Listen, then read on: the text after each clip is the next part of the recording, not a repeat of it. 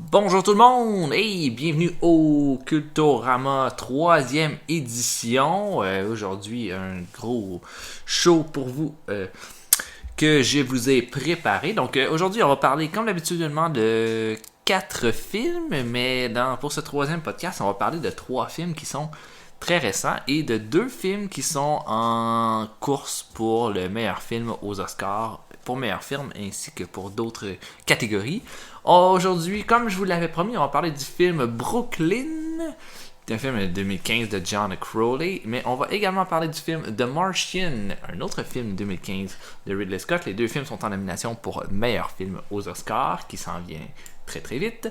Ensuite de ça, 2 autres films, cette fois les 2 films qui vont conclure mes critiques sont 2 films beaucoup plus obscurs.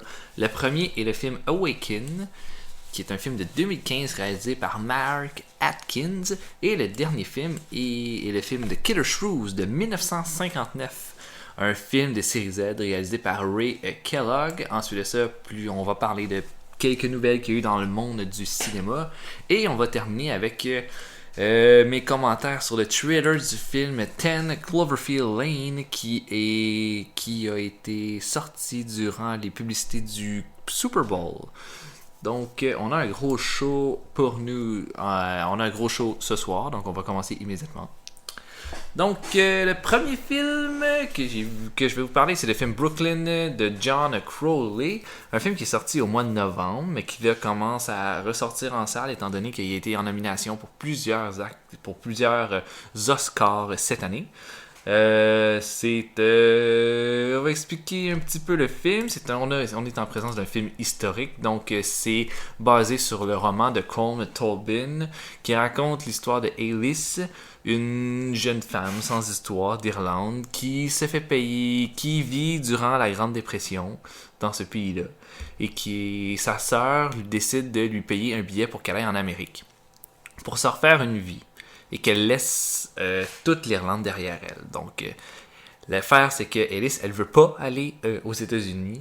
Elle y va parce que c'est sa sœur qui lui donne cette opportunité-là, mais ses premiers jours où elle passe à New York, même si elle est impressionnée par la grandeur de la ville, elle aime pas la façon que c'est fait, elle s'ennuie de sa famille, elle s'ennuie de l'Irlande et tout, jusqu'à ce que elle rencontre un homme incroyable qui va la faire rêver, qui va lui donner de l'espoir, qui va lui construire une nouvelle vie aux États-Unis. Et puis là, ce qui arrive, c'est que sa sœur meurt. Et puis, elle doit revenir en Irlande, et c'est là le grand questionnement par rapport à ce film-là, c'est est-ce qu'elle va décider de revenir voir son amoureux aux États-Unis, ou est-ce qu'elle va rester par obligation dans cette Irlande-là?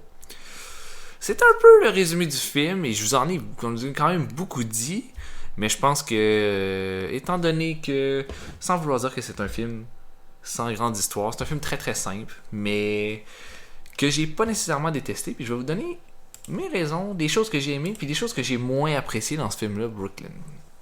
D'abord, je pense que l'élément qui est le plus à retenir de Brooklyn, c'est définitivement le casting parfait pour le rôle principal de Saoirse Ronan.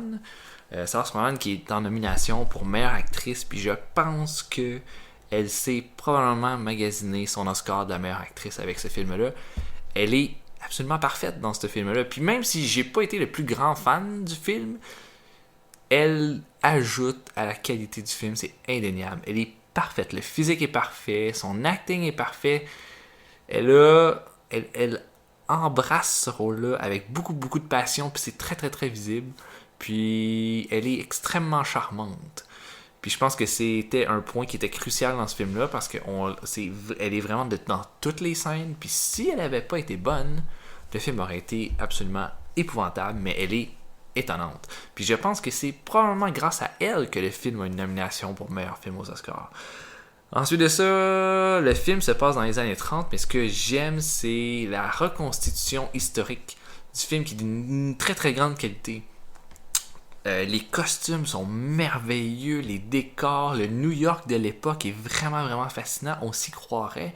Puis l'Irlande là, qui est filmée avec beaucoup beaucoup moins de grandeur, hein, une Irlande beaucoup plus simple, beaucoup plus humble, toujours dans une espèce de brouillard, là, comme on l'entend souvent dans les chansons là, de Pogs.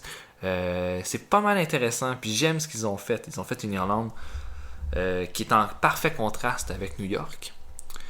Puis c'est cette dualité-là aussi qui va bâtir une grande partie de l'intérêt dramatique de ce film-là. La reconstitution va même jusque dans les codes sociaux, puis ça, j'ai aimé ça, parce qu'on plonge dans cette époque-là, ben, pas juste au niveau de l'esthétique, mais aussi au niveau de la mentalité des gens. Hein. Par exemple, toutes les femmes dans ce film-là cherchent à se trouver un bon mari, les personnes ont toujours un gros respect pour les aînés. Aussi, il y a une espèce de retenue amoureuse que j'ai trouvé très très très belle entre les deux personnages principaux du film. Hein. Par exemple, puis là, c'est un spoiler, mais les deux personnages, par exemple, vont faire l'amour ensemble quand ils vont s'être mariés en cachette un peu. Puis j'ai beaucoup aimé ça parce que c'est clairement leur première relation sexuelle, la façon qu'on le présente. Puis c'est montré avec beaucoup de réalisme. Mais ça a aussi une retenue parce qu'aujourd'hui, les relations amoureuses ont évidemment pas la même portée qu'à cette époque-là. Faire l'amour, c'était un gros geste, ce qui est un petit peu moins le cas aujourd'hui. Puis j'ai aimé la façon qu'on a montré ça avec beaucoup de retenue. Hein. On les voit pas s'embrasser si souvent que ça, les deux ensemble, sauf dans quelques scènes qui sont très très iconiques, très très symboliques. Une des belles scènes, je pense que c'est quand ils s'en vont à la plage puis qu'ils s'embrassent avec un peu de ralenti et tout ça. C'est très très beau de la façon que c'est montré. Donc, il faut également dire, même si c'est un film de filles, c'est visiblement un film qui est destiné à charmer les femmes et ainsi que les personnes âgées qui étaient légion dans la salle de cinéma où j'étais. C'est un film qui est très charmant puis qui en fait pas trop. C'est pas un film qui est vraiment sirupeux d'amour et tout le kit. C'est pas un film qui est lourd. C'est pas un film qui devient ridicule à force qu'il en fait trop. C'est un film qui a une très belle sensibilité par rapport aux relations. Puis c'est un film qui a beaucoup de sensibilité par rapport à l'attachement qu'on a envers quelque chose. Puis le fait qu'on doit un jour passer par-dessus pour construire une nouvelle vie puis pas vivre la vie des autres. Puis c'est définitivement l'aspect qui est le plus intéressant de ce film-là. Parce que cet amour-là que le personnage principal porte envers le pays d'où elle vient, c'est un amour qui peut pas fonctionner. C'est quelque chose qu'il faut qu'elle passe par-dessus parce que elle a l'occasion d'avoir une autre vie, puis il faut qu'elle prenne cette occasion-là. Puis j'ai bien aimé la façon qu'on a bien symbolisé cette espèce d'ennui qu'elle a de ce pays-là. Une des très belles scènes du film, puis je pense que c'est une scène qui a beaucoup marqué les gens qui l'ont vue, c'est celle où elle va faire du bénévolat durant le temps de Noël pour des sans-abri, qui sont tous des Irlandais. Puis un de ceux-là se met à chanter une chanson absolument magnifique.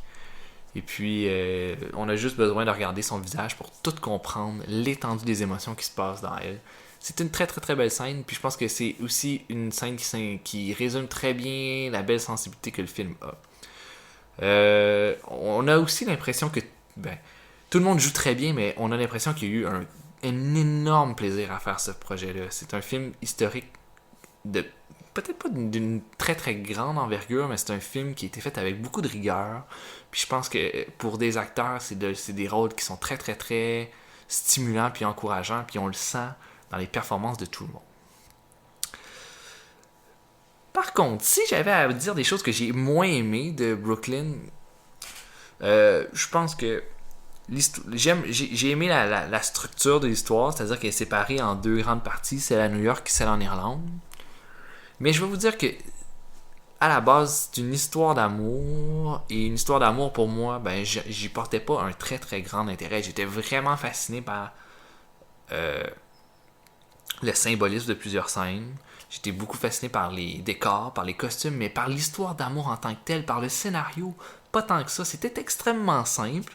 C'était probablement voulu. Mais c'est pas quelque chose qui m'a vraiment intéressé. Puis qui m'a donné le goût vraiment de savoir où est-ce que ça allait se terminer. Ensuite de ça, c'est un film la première partie qui se passe à New York est extrêmement lente. Puis ça, je pense que ça va achever plusieurs personnes. C'est pas une partie qui est nécessairement intéressante. Je suis absolument certain, par contre, que c'était voulu que cette partie-là soit très très lente. Parce que c'est la partie où le personnage s'ennuie de son Irlande natale et qu'elle vit des choses qui sont quand même difficiles. Et puis, le film devient très très très rythmé à partir du moment où elle rencontre cet homme-là qui va complètement changer sa vie. Le film prend la structure de la vie du personnage principal. Puis ça, je pense que c'est louable, mais ça n'empêche pas que les 40-45 premières minutes du film sont difficiles pas parce que le film est difficile au niveau parce qu'il est lourd, il est difficile parce qu'il se passe pas grand chose, puis parce que c'est pas nécessairement très intéressant. C'est aussi un film qui est très très très prévisible, malgré, je vous dirais, les 20 dernières minutes là, qui nous laissent entre deux décisions du personnage principal. Je veux pas trop en dire, mais c'est très très très prévisible. À peu près c'est à peu près toutes les choses qu'on a déjà vues dans des films d'amour. Par contre, c'est une meilleure facture que beaucoup beaucoup de films d'amour qu'on a déjà vus. Moi, j'ajouterais que, et ça c'est des choses moi personnellement, c'est des choses que je remarque dans ces films-là, c'est quand il y a des problèmes éthiques. Puis je vous dirais que j'ai remarqué un problème éthique, pas au niveau raciste du tout, pas au niveau de quelque chose de controversé. J'ai simplement trouvé que les décisions du personnage principal, quand elle est en Irlande, dans la dernière partie du film, sont très très très discutables. Puis c'est des problèmes éthiques qui m'ont dérangé personnellement. Par contre, j'ai pas le goût de trop vous en dire parce que je veux vraiment que vous le voyez puis que vous fassiez votre propre opinion. Mais selon moi, il y a un problème éthique de la part du personnage principal dans ce film-là. Puis, est-ce que c'était...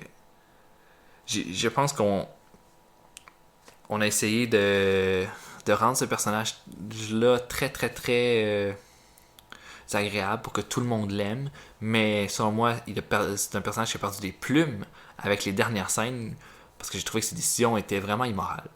Mais ça, c'est moi. Puis à la fin, il y a une décision qui a été prise. À vous de juger si c'était la bonne. Et est-ce que vraiment Brooklyn mérite d'être nominé pour meilleur film aux Oscars? Moi, je pense que c'est ça la grande question par rapport à ce film-là. Je pense que définitivement, Saoirse Ronan devait être nominée pour la meilleure actrice. Mais meilleur film, selon moi, c'est pas un film qui avait sa place. Puis j'aurais pas été contre que le film soit juste complètement enlevé de la liste, puis qu'on n'en parle plus. Mais parce que c'est un bon film, mais c'est pas un excellent film, puis c'est pas un film qui va marquer les esprits, puis je peux vous garantir que dans 10 ans, probablement que Brooklyn va être un film qui va être complètement oublié.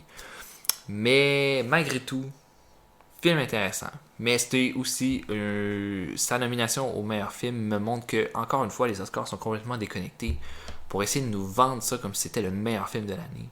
Pas du tout. Pas du tout, selon moi. Donc au final, j'ai aimé ça. J'ai bien apprécié Brooklyn. Par contre, je pense pas que c'est un film qui est nécessairement fabuleux, ni très très très intéressant. Je pense que c'est un film qui vaut le coup d'œil. C'est un film qu'on peut voir en couple, qu'on peut voir qu'un public féminin va beaucoup aimer, ou qu'un public de cinéphiles qui s'intéresse à cette époque-là va également apprécier. Mais je pense pas que c'est un film qui va être très très très transcendant. Voilà tout. Mais je vous le recommande tout de même. Deuxième film que je vais vous parler aujourd'hui, c'est le film The Martian de Ridley Scott, film de 2015.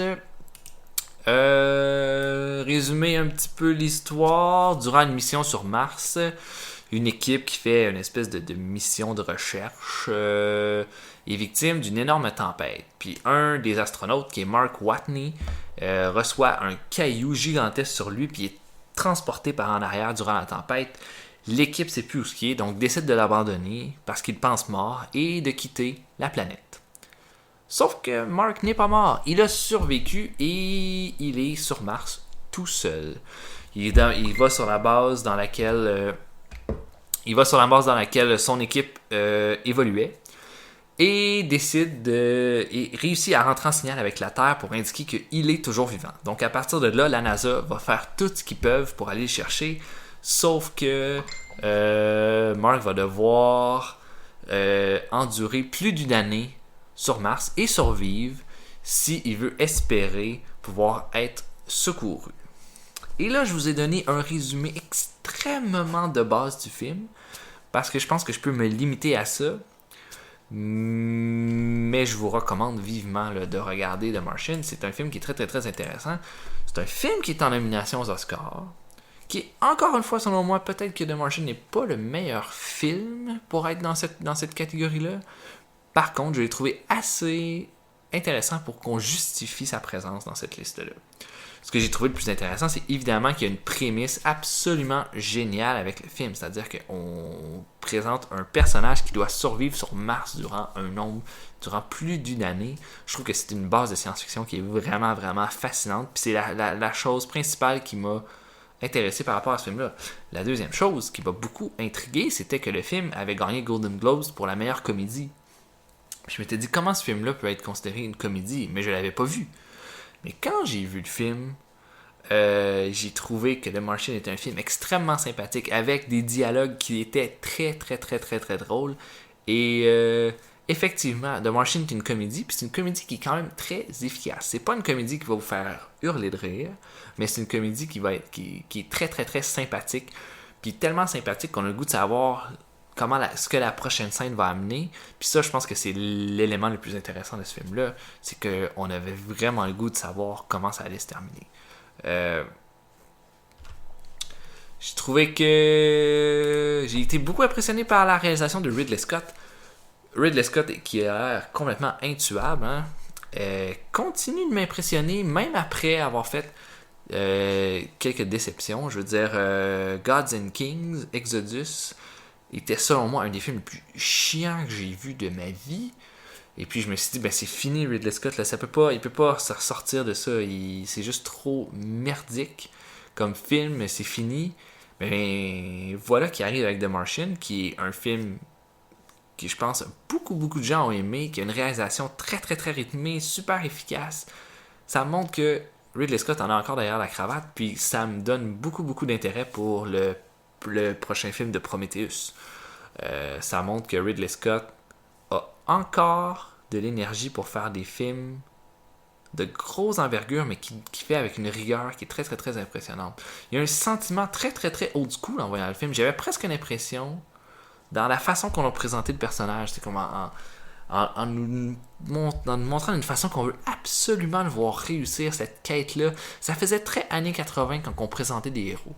Puis j'ai aimé la façon que Ridley Scott a fait ça. C'est-à-dire que on donne un portrait très intime du personnage principal, mais en même temps, on crée tout un univers autour de lui qui fait en sorte qu'on a véritablement le goût de savoir où est-ce que toute l'histoire va mener. Le twist qui est comique, là, l'idée d'en faire une comédie, c'était un twist qui était très très très risqué selon moi.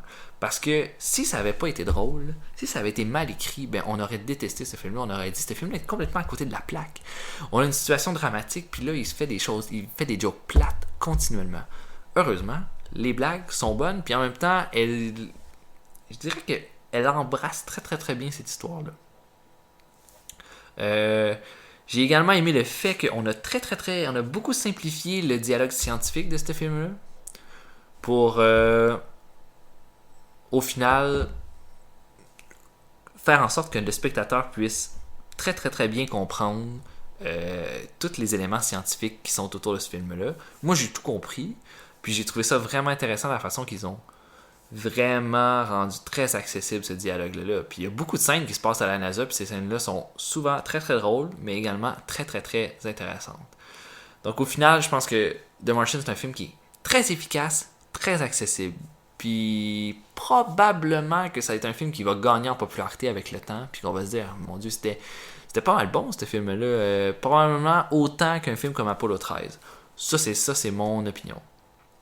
Il faut également que je note que Matt Damon est excellent dans le rôle principal, puis que si j'avais à donner ce qui selon moi mériterait d'avoir le score du meilleur acteur pour le moment, ben je vous dirais que c'est Matt Damon qui m'a le plus impressionné.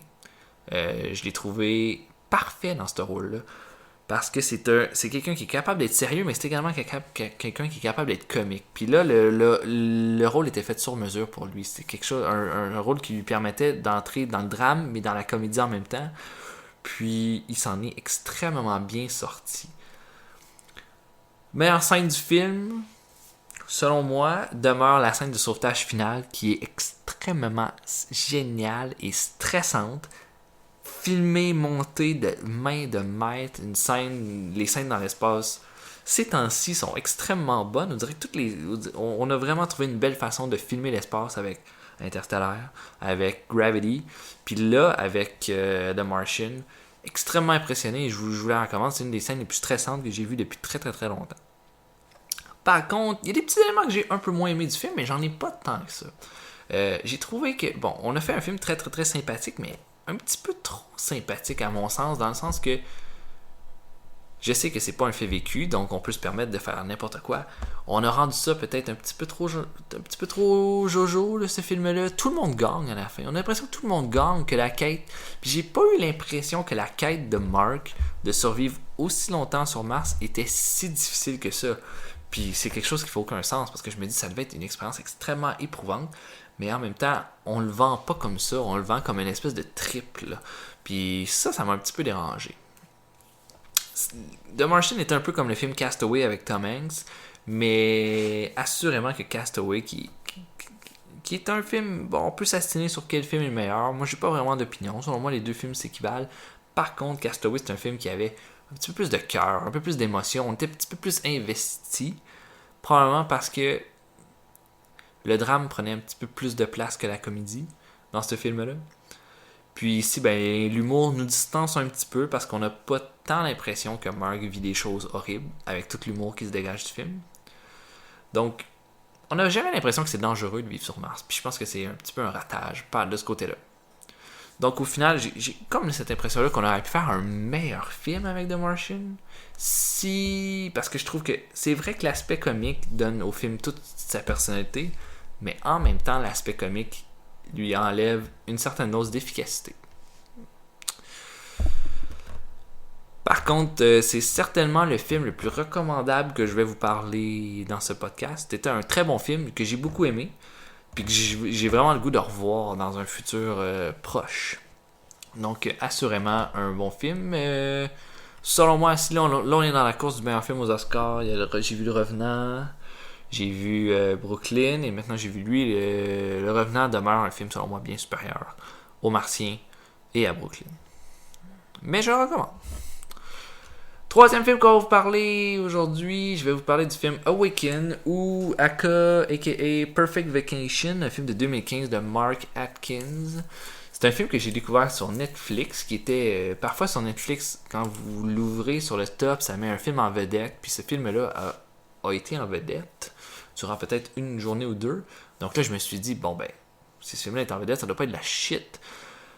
Par contre, la simple étoile qu'il y avait sur Netflix aurait probablement dû me donner la puce à l'oreille, sauf que parfois les ratings sur Netflix sont extrêmement durs pour des films qui sont vraiment pas si mauvais que ça. Donc je vous résume Awaken. Billy recherche sa sœur qui a disparu à Mexico. Elle se fait frapper dans une ruelle et se réveille sur une île isolée. Et elle n'a aucune mémoire de ce qui a pu lui arriver. Elle découvre un groupe de survivants et une bande de soldats qui ont l'air de kidnapper les survivants pour les amener sur un château qui est sur une autre île. Donc elle décide avec un groupe d'investiguer et de se rendre dans ce château-là pour savoir qu'est-ce qu'il y en est et découvre que c'est une espèce de... Ah, est-ce que je vous dis c'est quoi? Oui, je vais vous dire c'est quoi parce que j'en ai rien à foutre de ce film-là. Puis ça mérite même pas des spoilers, ok? Elle découvre que c'est une espèce de laboratoire pour enlever des organes et puis les implanter pour des riches personnes qui payent le gros lot, qui payent le gros prix pour avoir des organes frais, pour se faire implanter, pour sauver des vies. Bon. Voilà, donc c'est une organisation qui a besoin toujours d'organes frais et c'est pour ça qu'il y a des gens sur cette île isolée-là. Voilà pour l'histoire. J'aimerais vous dire des points positifs sur Awaken. J'en ai pas, malheureusement. Ce que je peux vous dire, c'est qu'il y avait quand même un casting qui était intéressant parce qu'on est allé chercher quand même quelques vieux has-been pour ce film-là. Daryl Hannah, Vinnie Jones, Robert Davi et Edward Furlong. Edward Furlong qui est là dans à peu près 2 scènes et qui sort les dialogues les plus complètement disjonctés que j'ai jamais entendus de ma vie, mais qui est là pour absolument aucune raison.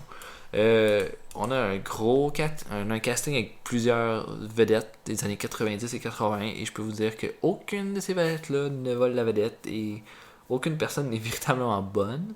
Je veux dire, Daryl Hannah joue une vieille femme riche complètement sautée. Vinnie Jones joue un soldat qui a toujours l'air bête parce que c'est absolument le seul rôle qu'il a toujours été capable de faire. Ensuite de ça, je vous ai dit, Edward Furlong joue un cas complètement ridicule. Ensuite de ça, Robert Davi joue le chef des survivants qui est en fait une taupe, mais qui finalement décide de se revirer contre eux et qui décide de quitter le film comme ça et dire je m'en vais. Et évidemment, il s'en va et on le voit plus du film dans une scène complètement inutile et ridicule. La prémisse du film est quand même passablement intéressante. Se réveiller sur une île déserte, pas savoir où est-ce qu'on est, c'est quand même quelque chose qui est toujours intriguant parce qu'on sait jamais où est-ce que ça peut aller. C'est intéressant 15 minutes quand on découvre un petit peu qu'est-ce qui se passe, puis qu'on se rend compte que c'est fait à la va-vite. Je veux dire, c'est un scénario qui remange plein de trucs ensemble. On a l'impression que c'est Lost avec Hostel, avec d'autres films. C'est pas intéressant, puis c'est pas original du tout. Le film est également ultra prévisible. La fille recherche sa sœur. Il y a une fille qui travaille dans le château où ce qui opère les victimes, et évidemment, c'est sa sœur. Je veux dire, on peut pas faire plus évident que ça. Toutes les scènes, vous allez exactement savoir où est-ce qu'elles vont finir, tellement que c'est cousu de fil blanc. Mais je pense que ça aurait peut-être pu passer si le film n'avait pas été fait avec autant d'incompétence. Puis Awaken est un mauvais film. Puis c'est un film qui quand même là, se permet des scènes d'action, des scènes de combat, mais toutes ces scènes de combat-là sont montées de façon horrible. Horrible. Les scènes de combat là, sont indignes d'une sortie en DVD. J'avais presque l'impression là, que c'était un espèce de film de cours d'école. Là. La façon que c'est complètement saccadé, les coupes ont aucune finesse. T'as l'impression que tout était monté comme ok, là je pèse sur stop sur la caméra, je me tourne, là continue votre combat, là je vais peser sur play. Ça ressemble à ça. Les coups ont aucun rythme. Puis parfois, c'est pas juste les combats, par exemple, dans des dialogues, on dirait que comme une phrase se dit, puis la caméra va aller de visage en visage, mais sans aucun but, sans aucune intention. Il n'y a rien qu'on essaie de transmettre par rapport à ça. On essaie juste de montrer un visage blême, de quelqu'un qui regarde dans une direction X, mais ça amène à rien. C'est comme s'il se sentait obligé, il se sentait forcé de filmer plusieurs visages pour dire ah oui, j'ai vraiment filmé ma scène en filmant dans plusieurs angles, mais c'est des angles qui donnent rien. Puis ça, c'est une preuve que la personne derrière la caméra avait absolument aucune idée de ce qu'elle faisait. Le personnage principal, qui joue par une femme qui a un très très beau physique, mais qui malheureusement a une seule expression durant tout le film. Un espèce d'air bête où je peux pas vous dire si elle est triste ou fâchée, mais c'est un mélange des deux. Et elle est absolument horrible dans ce rôle-là. Elle est dégoûtante. Elle est très très très très très mauvaise. Puis le pire, c'est qu'on lui donne plein de scènes dramatiques avec une espèce de musique dégueulasse en fond, mais qu'à chaque scène qu'elle fait, elle fait toujours le même regard. Puis on a l'impression que cette fille-là a jamais joué dans rien dans sa vie. Puis que là, on lui a donné un très très gros rôle, mais qu'elle a simplement pas le talent de le remplir. Ben c'est ça qu'on a. C'est également étonnamment long pour un film. C'est un film où il se passe quand même beaucoup de choses, mais ça paraît extrêmement long. Donc c'est pas du tout rythmé, même si l'action va dans plusieurs étapes. Donc on ne reste jamais dans le même, par exemple, décor, ou on reste jamais dans la même situation très longtemps. On se fait chier parce que c'est juste aucune scène réussit à être convaincante. On passe juste d'une mauvaise scène à une mauvaise scène à une mauvaise scène. C'est comme une blague. C'est comme une mauvaise blague, puis c'est très très très un peu frustrant parce que c'est pas du genre c'est tellement mauvais que c'est bon, c'est juste que c'est tellement mauvais que c'est juste dégueulasse. Je pense que c'est un film par contre qui avait un certain potentiel de série B déglingué, qui en fait à sa tête, qui fait ce qu'il veut.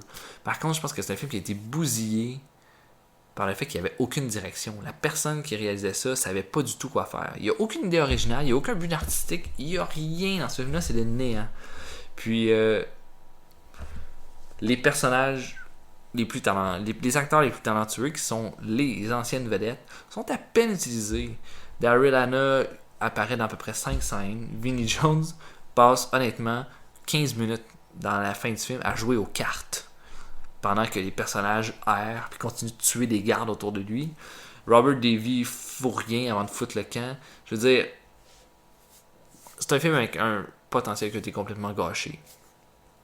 Donc, Awaken, j'ai absolument rien de positif à vous en dire, puis c'est rare ça, parce qu'habituellement je suis un très très bon public, mais j'ai trouvé ça vraiment mauvais et je ne vous le recommande pas du tout. Voilà. Dernier film que je vais vous parler aujourd'hui, c'est le film The Killer Shrew. Je vais vous en parler rapidement. Pas parce que c'est un mauvais film, mais parce que ce genre de film-là, des petits films de série B des années 50-60, c'est pas des films nécessairement dont on a grand-chose à dire. Donc, c'est un groupe qui est un groupe de voyageurs sur un bateau, sont pris dans une tempête, ils décident de s'arrêter sur une île. Et sur cette île, un docteur travaille pour rendre les êtres humains 2 fois plus petits qu'ils le sont déjà. Et ce qui ferait en sorte qu'il n'y aurait pas de surpopulation. Par contre, ces expériences virent mal et transforment et créent des espèces de créatures horribles et sanguinaires qui chassent des animaux pour manger et qui ont des fins insatiables et qui évidemment se mettent à chasser notre groupe de survivants qui doit se réfugier dans une maison pour leur survie. Voilà, fin du résumé. Moi, le Killer Shrew, c'est le film de 1959 que j'ai beaucoup aimé. Et là, je dis beaucoup aimé, mais c'est quand même, j'ai trouvé ça très amusant comme film. Rick Kellogg, c'est un réalisateur de série B, mais B frôlant. Non, c'est du Z. C'est du Z. Et puis, là, j'avais déjà vu un film de Rick Kellogg qui était qui avait été fait dans la même année, qui était le Giant Gila Monster, où c'était un film avec un lézard géant qui était rien de moins qu'un lézard qui passait sur des maquettes très très lentement. Et qui était un film extrêmement chiant. Et ça me fait rire parce que le Killer Shrew, c'est tout le contraire. C'est un film qui est pas du tout chiant. Puis tout le monde beaucoup de gens ont l'air de détester le Killer Shrew, mais je pense que les gens commencent à se dire, ben le Killer Shrew, c'est pas un film qui est si pire que ça. C'est un film qui était quand même relativement divertissant. Puis je pense que c'est la clé avec ce film-là. C'est un film qui est le fun. C'est un film qui est pas trop long, qui est le fun, puis qui est relativement amusant. La critique principale qu'on a donnée à ce film-là, c'est que les fameux shrews sont joués par des chiens qui sont costumés. Donc ça a l'air cheap. Puis effectivement, les monstres ont l'air cheap.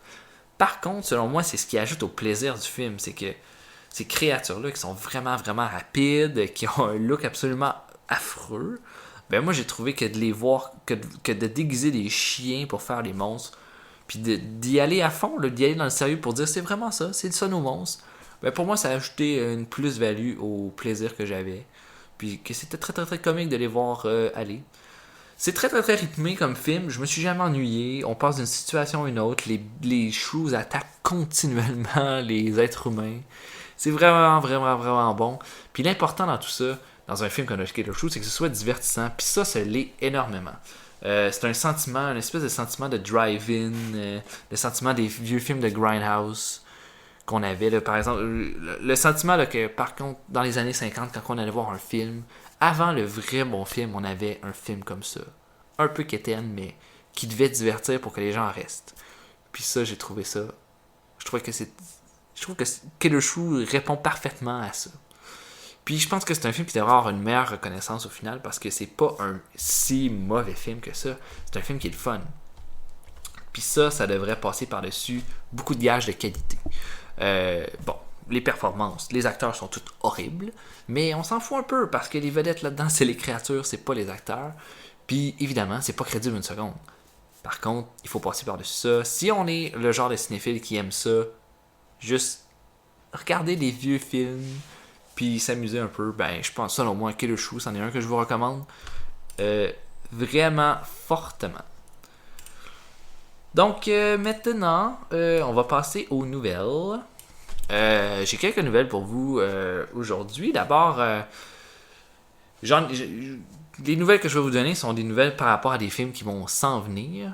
Aujourd'hui, donc, on a annoncé qu'il allait y avoir un retour du film Astro Boy pour un futur proche, donc probablement en 2017 ou 2018. Astro Boy, si vous ne connaissez pas, c'est une série animée qui est extrêmement populaire dans les années 80, qui a eu des mangas, qui a eu des bandes dessinées, qui a même eu un film qui a été fait en 2009, qui, selon moi, était très très très acceptable, mais qui n'a pas été vraiment accepté par les cinéphiles. C'est un film qui a fait un bid au niveau monétaire. Selon moi, je pense que c'est une nouvelle qui est intéressante parce que j'ai toujours trouvé que Astro Boy, ça avait énormément de potentiel pour une franchise. Par contre, c'est l'exécution qui va diriger le succès d'une série comme Astro Boy. J'ai trouvé que le remake a essayé beaucoup de choses, a essayé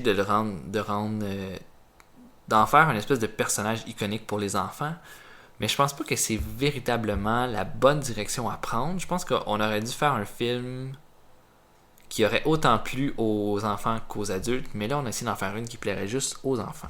Les producteurs ont dit qu'avec le nouveau Astro Boy, ils allaient faire un film qui, pour les adultes qui ont écouté cette série-là quand ils étaient enfants, c'est quelque chose qui allait leur parler. Donc probablement en faire quelque chose d'un petit peu plus sérieux. C'est probablement la meilleure idée qu'ils pouvaient faire avec cette série-là, parce que Astro Boy, c'est tellement loin, c'est peut-être pas nécessairement quelque chose qui va particulièrement intéresser les enfants, mais si on est capable d'avoir une base de vieux fans, ça peut donner au film un statut culte qui va faire en sorte que ça va devenir populaire avec les enfants. C'est une nouvelle qui est intéressante, parce que je pense qu'il y a de la place pour un remake d'Astro Boy. Maintenant, ça va être de savoir qu'est-ce qu'on va en faire. Et puis, je suis très très très intrigué de ce remake-là. Ensuite de ça, on a eu une image d'un possible vilain pour le nouveau film de Ghostbusters qui va sortir l'année prochaine. On a découvert le vilain étant donné qu'une série de jouets pour le film a été leakée et qu'on a découvert un gros fantôme qui rappelle étrangement le logo originel des Ghostbusters. Pour rappel, c'est un remake de Ghostbusters et non pas une suite, et le remake va être fait à partir de personnages entièrement féminins pour l'escouade. Donc, on est possiblement ici dans les origines des Ghostbusters, ce qui veut dire que possiblement que ça sera le vilain principal du film, et puis que quand ils vont attraper ce vilain-là, ça va être un événement marquant qui va faire en sorte qu'ils vont utiliser le vilain pour faire leur logo. Et ça, c'est ma théorie par rapport au film. Donc, c'est ce qui me dit que ce vilain-là, donc vous avez la photo en face de vous, est probablement le vilain principal du prochain film de Ghostbusters, pour ceux que ça va intéresser. Selon moi, j'ai un intérêt assez limité pour Ghostbusters. Par contre, je trouve que le fait d'avoir fait un casting complètement féminin m'intrigue, puis va probablement m'intéresser beaucoup plus à le voir en salle. Parce que je trouve qu'on brasse la sauce, puis ça, je trouve ça intéressant. Ensuite de ça, il y aura un film standalone de Bumblebee, fort possiblement. C'est ce que les producteurs du film, de la franchise, ont annoncé. Et ils ont annoncé surtout que le film sera réalisé avec un budget moindre, ce qui, selon moi, ne peut pas être une mauvaise chose parce qu'on dépasse beaucoup trop d'argent dans des mauvais films comme ceux des Transformers. Je veux dire, ça ramasse de l'argent comme de l'eau, ces films-là. C'est des films qui déclinent en qualité de film en film. Et j'aurais pas de problème à ce qu'on fasse un film peut-être un peu moins big bam boom, bim bam explosion, toton, gros plan sur du cul. J'aimerais ça qu'on fasse quelque chose d'autre. Est-ce que ça va être ce film de Bumblebee là qui va être la première, la porte vers quelque chose de nouveau? J'en sais rien. Par contre, j'aimerais ça. Parce que, selon moi, on tourne en rond avec cette série-là. Les scénarios sont de plus en plus cons. Et puis, il faudrait avoir un film avec un peu moins de budget, un peu moins paresseux. Et puis, faire quelque chose d'intéressant. Michael Bay sera probablement pas aux commandes de ce film-là, ce qui veut dire beaucoup plus d'argent aussi. Beaucoup moins d'acteurs qui vont coûter cher. On va pouvoir s'essayer avec des acteurs de second plan ou moins connus. Mais moi, j'ai aucun intérêt pour un stand-alone de Bumblebee. Puis, pour moi, si on est rendu à faire des spin-offs, ça veut dire que la franchise tourne en rond. Donc, ils cherchent un nouveau succès au cas où ce que le prochain ne fonctionne pas. Et je pense qu'ils s'attendent probablement à ce que le prochain Transformers ramasse beaucoup moins d'argent que les autres. Et je pense qu'ils commencent à se douter qu'on commence à s'en torcher de Transformers parce que c'est complètement con et vide. Voilà. Ensuite de ça, dernière nouvelle que je vais vous parler, on a annoncé en grande primeur un retour du Predator. En fait, une nouvelle qui a été annoncée sur le Facebook des fans de Predator. Une image montrant que le Predator allait être de retour. Une image du Predator exactement old school, exactement comme dans vos souvenirs. Moi, j'ai toujours dit, des Predators, on en veut toujours plus. C'est pas une série qu'on se dit, ah là, on en a eu assez, là, donnez-lui un break. Même après les Alien vs Predator, qui étaient des mauvais films, selon moi, on a quand même toujours eu le goût de voir des films de Predator. Et on a eu un remake. Ben, pas vraiment un remake, une suite, Predators, qui était correct sans plus, qui était une prémisse très originale, mais qui selon moi était vraiment pas aussi intéressant que les deux premiers films. Et là, les producteurs nous ont dit que le prochain film ne sera pas un reboot, donc on reste dans le même univers. Et si on reste dans le même univers, ça me dit que dans ce prochain film de Predator-là, il faut absolument, selon moi, que Arnold Schwarzenegger ait un caméo ou même qu'il soit un personnage dans ce film-là. Ça donnerait un intérêt à ce film-là vraiment plus grand. Puis je pense que Arnold Schwarzenegger, ça lui ferait du bien d'être dans ce film-là. Puis je parle pas qu'il soit la vedette, qu'il se mette à casser des gueules et tout. Je pense de juste lui donner un rôle de vieux vétéran, ce serait parfait. Puis j'ai toujours un bon feeling pour Predator. J'ai toujours l'impression qu'un jour on va avoir un film qui va être aussi bon que le premier film. Et est-ce que le prochain ça va être ça? Je sais pas, mais je suis quand même très optimiste. Et puis, on va finir ça quand je vais vous parler du trailer que j'ai vu cette semaine, qui est le trailer de 10 Cloverfield Lane, un trailer qui est paru au Super Bowl et qui m'a vraiment intrigué. Si vous ne l'avez pas vu et que vous avez vu que le film Cloverfield avant, ben, je vous conseille d'aller voir immédiatement.